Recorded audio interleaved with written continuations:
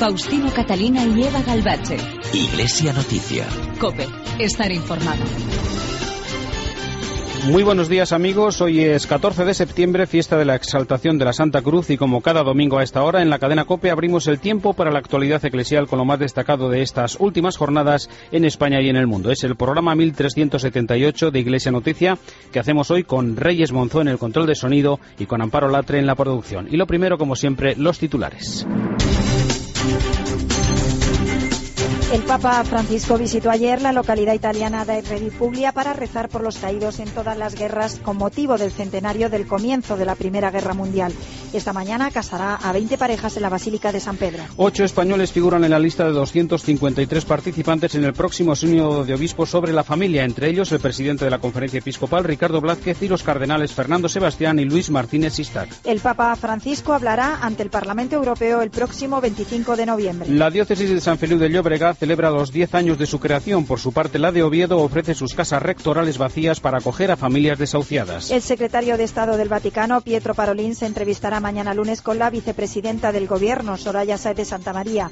Además de las relaciones Iglesia-Estado, se tratará de la posible visita del Papa a España el próximo año. Y el jueves comienzan en el Seminario Conciliar de Madrid las segundas jornadas sociales católicas europeas. Participan obispos, sacerdotes, religiosos y seglares de 29 países.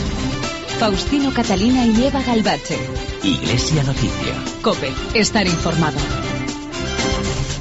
Comenzamos la actualidad de este domingo en el Vaticano, donde dentro de unos minutos, a partir de las 9 de la mañana, el Papa Francisco casará a 20 parejas en una ceremonia que tendrá lugar en la Basílica de San Pedro, algo poco habitual, ya que solo Juan Pablo II celebró algunas bodas en público, como por ejemplo en 1994 con ocasión del primer encuentro mundial de las familias. Una ceremonia que llega tras la jornada de ayer sábado, en la que el Papa Francisco se trasladó hasta Reggio Emilia para rezar por los caídos en todas las guerras con motivo del centenario del comienzo de la Primera Guerra Mundial. Hablamos ya con la corresponsal de la cadena COPE en Roma, Paloma García Ovejero. Buenos días. Buenos días, sí, ha sido un homenaje a los caídos en todas las guerras, un grito de paz y una pregunta de parte del Papa a las conciencias de todos. ¿A mí qué me importa? Desde aquí recordamos a todas las víctimas de todas las guerras. También hoy las víctimas son muchas. ¿Cómo es posible? Es posible porque también hoy en la sombra hay intereses, estrategias geopolíticas y está la industria de las armas que parece ser tan importante. Industria delle armi, que sembra essere tanto importante. El Papa recibió como regalo los documentos de su abuelo, combatiente en la Primera Guerra Mundial, a pocos pasos de este cementerio. Como en el viaje de vuelta de Seúl, el Papa repitió: quizás estamos ante la Tercera Guerra Mundial. Porque la humanidad ha dicho: a mí qué importa. Porque la humanidad dijo: a mí qué me importa. Hoy también, después del segundo fracaso de una guerra mundial, quizás se puede hablar de una tercera guerra combatida por partes. Para ser honestos, la portada de los periódicos debería titular: a mí qué me importa. Debe haber como título: a mí qué importa. Y como hicieron en Lampedusa, con aquella pregunta: ¿quién llora por estos hermanos muertos en el mar?, el Papa terminaba así su homilía. Pasar de a mí que importa al pianto. Pasar de ese a mí que me importa al llanto, por todos los caídos de la masacre inútil, por todas las víctimas de la locura de la guerra de todos los tiempos. La humanidad tiene necesidad de llorar y esta es la hora del llanto. La humanidad ha bisogno di piangere e questa è l'ora del pianto. Fueron actos emotivos en un día gris, donde Francisco no quiso usar el papamóvil para favorecer el clima de recogimiento y de duelo. También estuvo presente España. El arzobispo castrense, don Juan del Río, ha estado este fin de semana en Reggio Emilia rezando por los caídos en los dos bandos de la guerra civil. Otro de los temas destacados de la semana ha sido la publicación de la lista de los participantes en la Asamblea Extraordinaria del Sínodo de Obispos sobre la Familia, que comenzará el próximo 5 de octubre en el Vaticano. Son 253 personas de los 5 continentes. Entre ellos hay 8 españoles, Paloma.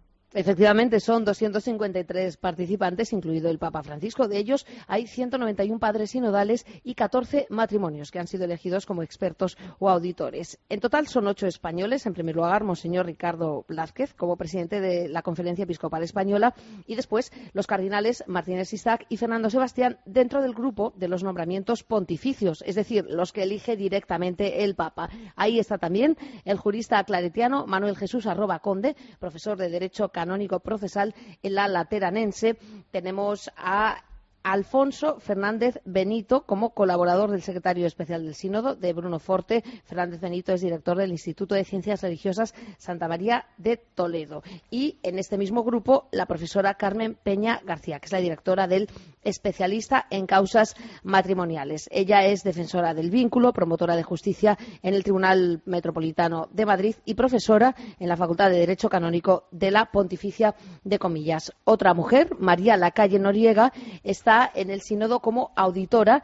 Ella es directora del Centro de Estudios de la Familia, que se llama Instituto de Investigaciones Económicas y Sociales Francisco de Vitoria, y además María Lacalle es secretaria general de la Sociedad Española de Bioética y Biojurídica. Nos queda otro nombre, que es el del padre Adolfo Nicolás, prepósito general de la Compañía de Jesús, que entra dentro del elenco de uniones de superiores generales. Son nombres llamativos, variados, y yo me fijaría sobre todo en la lista que ha elegido especialmente el Papa, porque ahí nos encontramos, por ejemplo, con Antonio Espadaro, el director de la revista La Civiltà Católica, jesuita. Nos encontramos con Pío Vito Pinto, que es el decano del Tribunal de la Rota Romana, o con Víctor Manuel Fernández, arciobispo argentino, nombrado por el Papa Francisco rector de la Pontificia Universidad Católica. Y la lista es larga. Está el cardenal Walter Casper, está el cardenal Cafarra, está el cardenal Escola.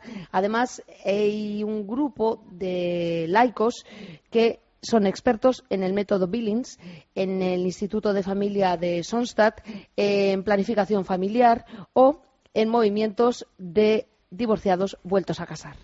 Quedan ya menos días para ese sínodo, pero ha habido también esta semana otros nombramientos a destacar, Paloma. Sí, yo destacaría sobre todo el de Monseñor Roberto Oliver, que hasta ahora era el promotor de justicia de la Congregación para la Doctrina de la Fe y ha sido nombrado secretario de la Pontificia Comisión para la Tutela de los Menores, la que coordina el cardenal O'Malley. Oliver pasa a ocuparse de este asunto en Roma, sería el hombre de O'Malley en Roma para todo lo relacionado con casos de pederastia y abusos, y a Oliver le sustituye otro norteamericano como promotor de justicia, Robert Geisinger, que es procurador general de la Compañía de Jesús, un peso pesado de los jesuitas. Y mientras, Paloma, esta semana se ha dado un nuevo paso en los contactos del Vaticano con el gobierno de Vietnam. Recordemos que son dos estados que no mantienen relaciones diplomáticas. Y también el Papa Francisco ha aceptado la invitación para visitar y hablar ante el Parlamento Europeo. ¿Cuándo será? Sí, pues lo del Parlamento Europeo será el 25 de noviembre, en sesión solemne, habrá discurso y el protocolo, digamos, es una invitación formal por parte del presidente, de Martin Schulz, así que el Papa Francisco acepta la invitación, dirige un discurso a los miembros del Parlamento de Estrasburgo y nos han aclarado que no hay visita oficial a Francia, simplemente es visita a la institución europea como tal, de manera que antes del primer viaje a un país de la Unión Europea, que en teoría sería España, el Papa quiere visitar la institución de forma simbólica. Y un mensaje también esta semana del Papa preocupándose por el cuidado de la naturaleza, ¿no? Bueno, ha sido dirigido a la conferencia que está teniendo lugar del 9 al 12 de septiembre sobre el tema Panamazonia, pulmón del planeta, en Brasilia. Y el Papa habla de su alegría de ver acogida en esta llamada que él hace por la creación, que es uno de los temas que ya sabemos figura en su próxima encíclica, pero sobre todo las cuestiones ecológicas en Amazonia fue un llamamiento que hizo en el viaje a Río de Janeiro, en la JMJ, y esto es consecuencia directa, de manera que, dice el Papa, ante las muchas pero aisladas iniciativas de la Iglesia Católica por la Amazonia, hace falta responder al gran reto de vivir juntos, de mezclarse, de encontrarse, de tomarse del brazo, apoyarse y participar en esta marea un poco caótica que puede transformarse en una verdadera experiencia de fraternidad. El Papa les deseaba un gran éxito a los de esta iniciativa y, aún así, les recordaba que la red digital sea un lugar rico en humanidad, no una red de hilos, sino de personas humanas.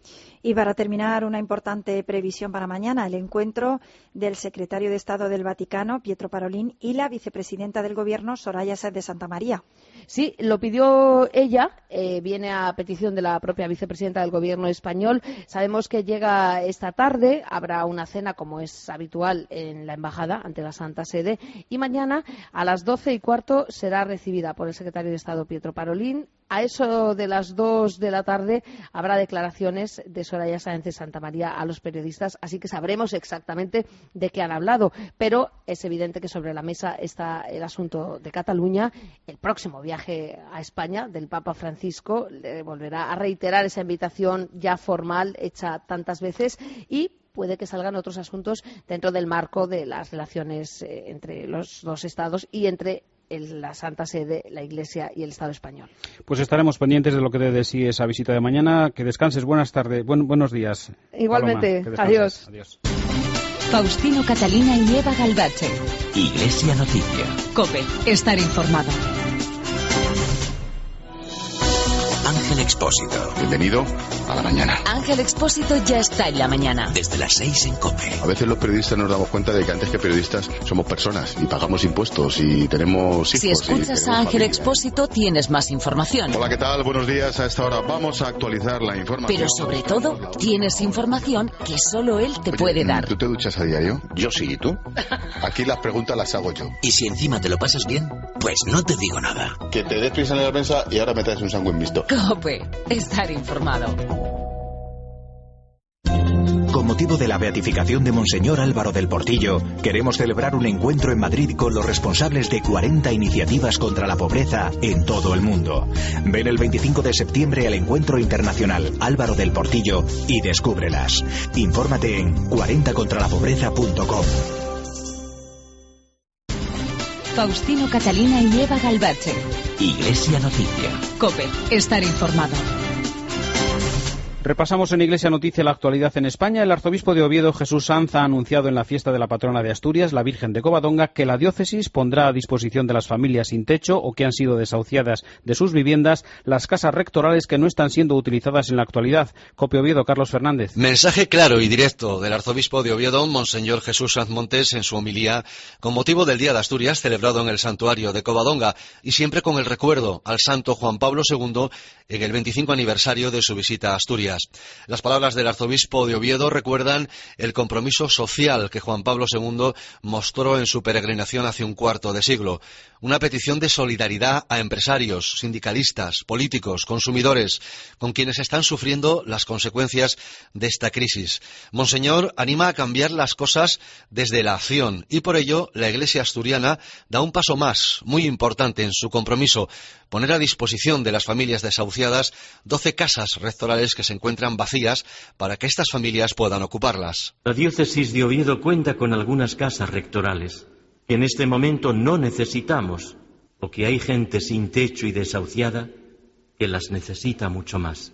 He encargado a nuestra Cáritas que disponga de una serie de casas rectorales para que las ofrezca a familias en necesidad. Monseñor Jesús Sanz Montes también pide unidad, la unidad de España, que no se excluya a nadie, que sigamos construyendo juntos, defendiendo la unidad plural y la fraterna complementariedad. Pido desde esta tierra que no se dilapide el valor de la unidad plural de una historia como España, que tiene siglos de fecunda convivencia y de fraterna complementariedad. Una homilía que no ha dejado indiferente a ninguna de las cientos de personas que se dieron cita en el santuario de Covadonga. Un día festivo, pero también de reivindicación de la tarea de los cristianos y con unos valores que muchos han olvidado, tal y como nos ha recordado el arzobispo de Oviedo 25 años después de la visita de Juan Pablo II. El pasado viernes se cumplieron 10 años de la creación de la nueva diócesis de San Feliu de Llobregat y de quien desde entonces es su primer obispo y al que ya saludamos en Iglesia Noticia, Monseñor Agustín Cortés. Muy buenos días. Hola, muy buenos días. Lo primero, ¿cuál sería el balance de esos 10 años de andadura en esta nueva diócesis? Bien, es difícil hacer un balance de la vida de una iglesia, como se puede suponer. Sin embargo, uno tiene la impresión de que ha sido un camino y un recorrido que ha valido la pena, siempre y cuando uno parta de la humildad de reconocer los límites propios y el no querer presentar resultados verificables positivamente en el sentido de estadísticas o en el sentido de signos que se puedan cuantificar. La vida de la Iglesia, pues Dios sabe hasta qué punto se crece en la comunión, en el amor, en la fe, en la capacidad transformadora.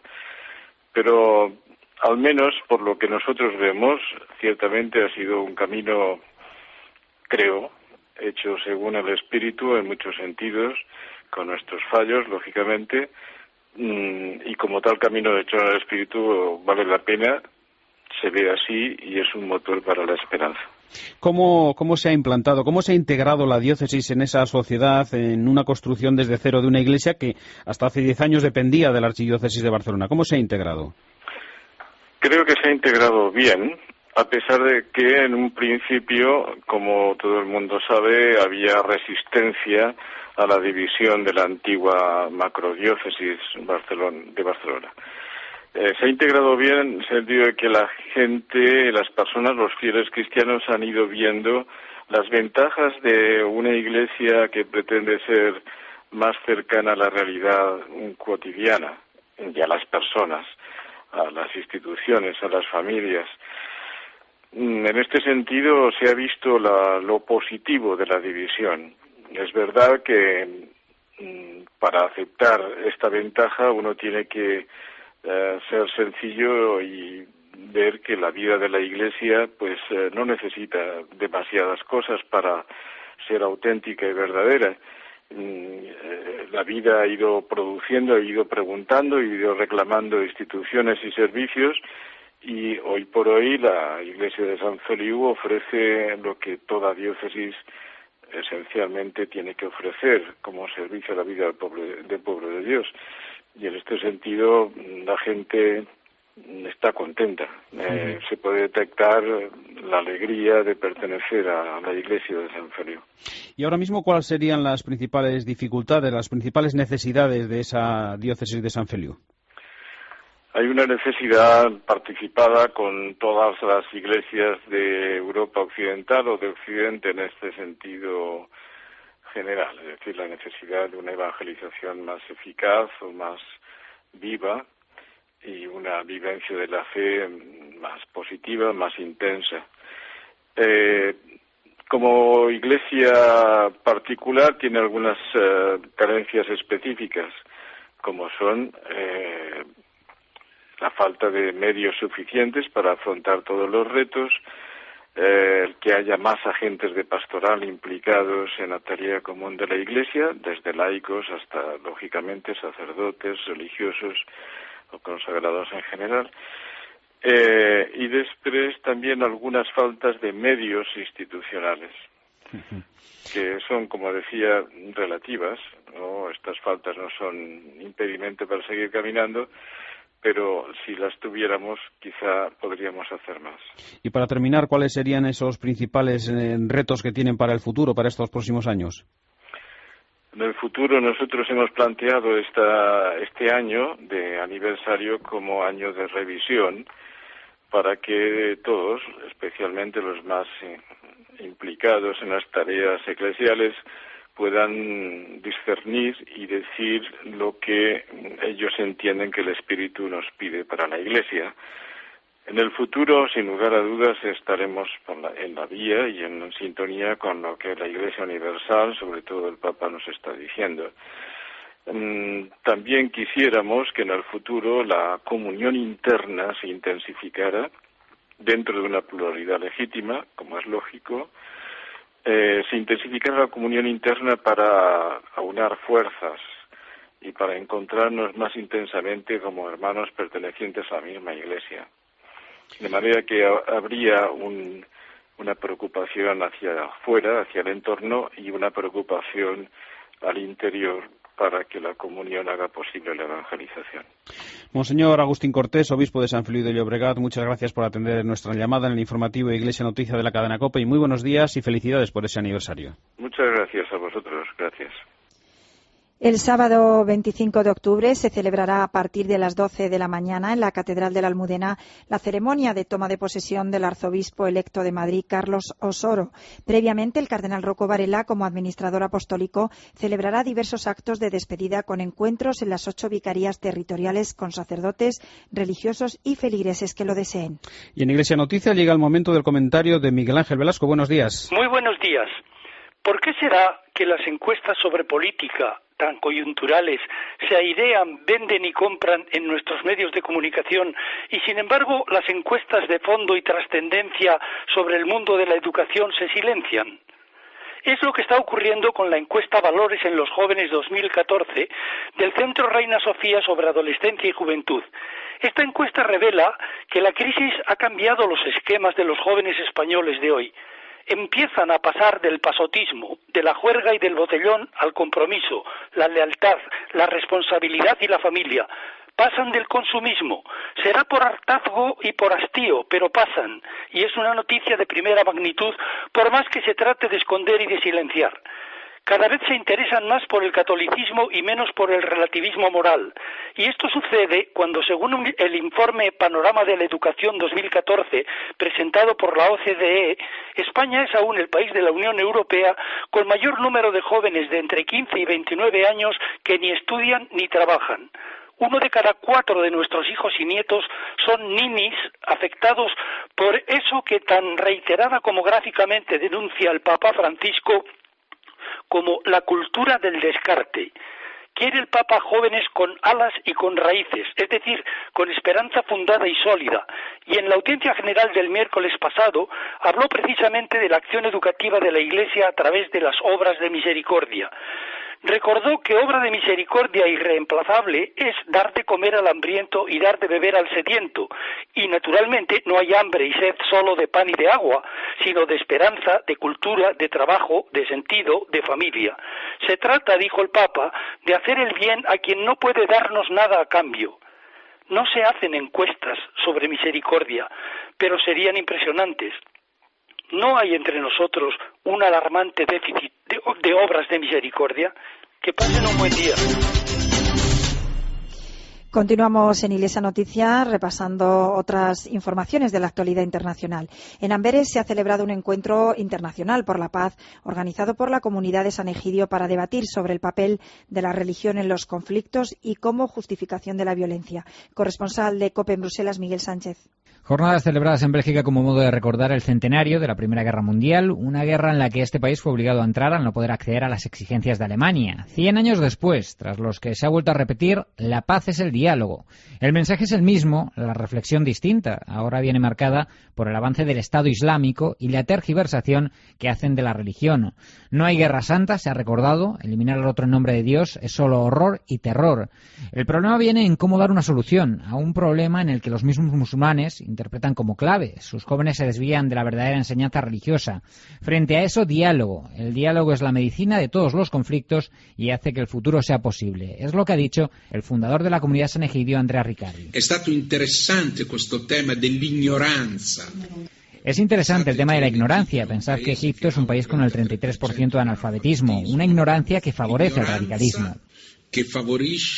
Es por eso que en la declaración final se ha querido dejar claro una cosa. A las jóvenes generaciones les decimos, no os dejéis engañar por el realismo triste que dice que el diálogo y la oración no sirven de nada. El mundo se ahoga sin esa oración y sin ese diálogo. Un diálogo con el que se combate la ignorancia y se aumenta el respeto entre religiones. Precisamente esta semana los máximos dirigentes musulmanes de Francia han presentado en la Gran Mezquita de París un manifiesto contra los extremistas islámicos y las atrocidades que están cometiendo en Oriente Medio. Corresponsal en París, Asunción Serena. Los musulmanes de Francia han lanzado la llamada de París, una declaración solemne para defender de forma oficial a los cristianos de Oriente y que fue leída el pasado martes en la Gran Mezquita de París. Está firmada por el presidente del Consejo francés del culto musulmán, Dalit Boubaker, que fue quien la leyó, y el conjunto de federaciones de Francia. En ella hablan claramente de crímenes contra la humanidad para definir las acciones de los extremistas que instrumentalizan el Islam como estandarte para atacar a los cristianos de Oriente y al resto de minorías de la región. Declaran su derecho inalienable a vivir sobre su tierra de forma digna y segura y a practicar su fe con toda libertad. Dicen que los bárbaros amenazan las poblaciones y la estabilidad y la paz entre los pueblos de toda la región. Y el texto concluye subrayando que no es posible imaginar un Oriente Medio amputado de una parte de su identidad, los cristianos. Los promotores de esta declaración quieren que sea un texto fundador de un movimiento y prometen una continuidad con la celebración de una conferencia internacional en París con la participación de autoridades religiosas y políticas de Francia, Europa y Oriente antes de que finalice el año. La fe cristiana y el futuro de Europa es el lema elegido para las segundas jornadas sociales católicas europeas que se celebran a partir del próximo jueves en el Seminario Conciliar de Madrid. Están organizadas por el Consejo de Conferencias Episcopales de Europa y la Comisión de las Conferencias Episcopales de la Comunidad Europea, que son las dos instituciones que representan a los obispos católicos de Europa. Del jueves al domingo, 150 delegados de 29 países comprometidos en el apostolado social reflexionarán sobre la misión de la Iglesia en la sociedad actual y la forma de acercarse a las alegrías, esperanzas, temores y aspiraciones del mundo actual. Monseñor Duarte da Cunha es el secretario general del Consejo de Conferencias Episcopales de Europa. Primero de hacer personas que trabajan y que son empeñadas y que hacen una reflexión sobre la misión de la Iglesia en Europa y sobre las cuestiones sociales y que vengan de tantos países.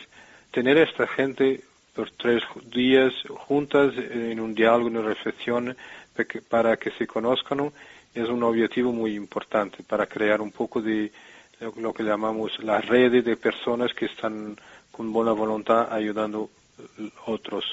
Un segundo objetivo es una reflexión sobre los temas que preocupan hoy más los europeos, los ciudadanos europeos, y ciudadanos, quiere decir también muchos cristianos que vivimos en la misma sociedad. En la Europa del siglo XXI, según Monseñor Duarte, hay que hacer más presentes los principios de la doctrina social de la Iglesia. Creo que estamos viviendo un momento en el cual la Unión Europea tiene que reflexionar de nuevo. Pero la Unión Europea decir así es una cosa abstracta, son personas, entonces tenemos que tener también más cristianos, más gente formada, empeñada y responsable dentro de las instituciones. No podemos decir solamente de fuera, tenemos que crecer un poco fermento dentro. Y terminamos nuestro programa de hoy con el comentario desde Roma de Paloma Gómez Borrero. Acaban de comenzar los colegios y Papa Francisco, como un preámbulo, quiso recibir en la Plaza de San Pedro a alumnos, estudiantes y profesores para hablarles de la importancia de ese ir al cole.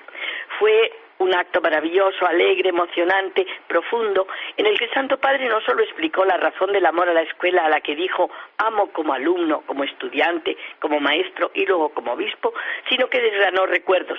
Todavía tengo en mi corazón y en mi mente la imagen de mi primera maestra, contó. Jamás la he olvidado. El pícolo Jorge Bergoglio tenía 6 años y hasta que su maestra murió con 98 iba a menudo a visitarla. Al escuchar sus palabras, los 400 chiquillos llegados de todas las regiones de Italia estallaron en un aplauso ensordecedor y elocuente, lo que hizo que Papa Francisco se sonriera y dijera también: mi maestra no fue un caso aislado, no ha sido la única que fomentaba el amor a la escuela, son muchos, tantos los maestros que lo hacen. Los muchachos tienen olfato, añadió, y cuando perciben que sus profesores poseen un pensamiento abierto, están abiertos a la realidad, lo contagian a los estudiantes. Los chicos les admiran, les quieren y nunca los olvidan. Papa Francisco insistió en la educación, que para que sea buena, advirtió, debe hacer que se ame la vida y enseñar hábitos y valores. Papa Francisco insistió en la educación, que para que sea buena, advirtió, debe hacer que se ame la vida y enseñar hábitos y valores. Escuchando a Papa Francisco me vino a la memoria aquel viejo profesor que nos aseguraba que la escuela debe cimentarse en el DEF, disciplina, esfuerzo y formación. Nada más, hasta aquí los minutos de Iglesia Noticia en este domingo 14 de septiembre de 2014, fiesta de la Exaltación de la Santa Cruz. Volveremos dentro de 7 días. Ahora les dejamos en la sintonía de la cadena COPE con la última hora de la actualidad en España y el mundo. Después llegará la Santa Misa. Que pasen una feliz semana. Un saludo de Eva Galvache y Faustino Catalina.